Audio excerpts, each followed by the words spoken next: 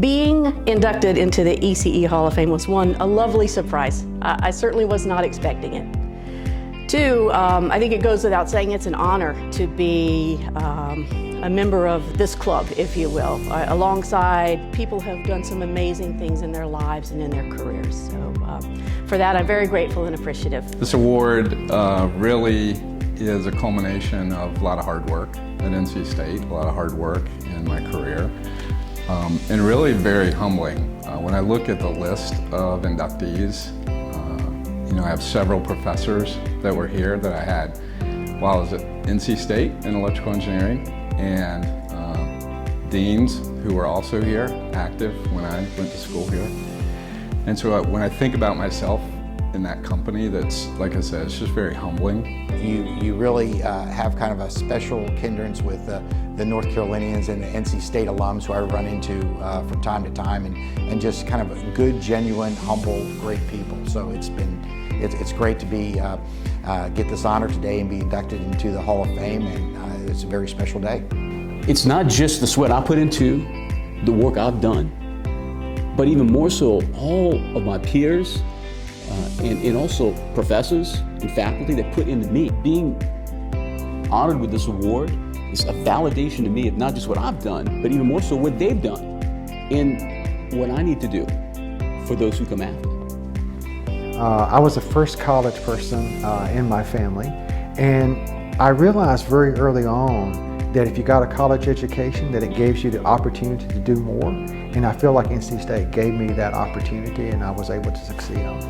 I think between college and grad school and really being an entrepreneur, that's really where you learn a lot. You're kind of put into an environment where you sink or swim pretty quick. I think what ECE did for me, I'm on several boards here at NC State now, and we will joke among the engineering crew that with ECE you can do anything. We are probably the most flexible in my mind. I think it allowed me to recognize that you're going to always be a continual learner. What I got out of NC State was how to apply my science and engineering training to everything I do. Not just science and engineering, but how to take that way of thinking and that outside of the box thinking with me in everything I've done. Everything that I learned in my ECE trajectory built the foundation for where I am today. There were, I think, a couple things that are worth mentioning. NC State, and particularly ECE, which had just a few years before been the EE department, showed a tremendous amount of foresight. They saw the future. They changed their name to Electrical and Computer Engineering and instituted a degree program in computer engineering. One of the things about an electrical engineering degree is that if you can achieve that, what happens is that you feel like you can solve any problem. You can basically do the research, you can build the prototypes, you can basically look at it and go, I know I can get this solved, it may take me some time, and that ECE degree gave me that ability to do that. If I tried to go into companies and convince them to try take these risks, these technical risks, if I didn't have a PhD, people would go, oh my God, is this guy a lunatic? And the answer is I kind of am.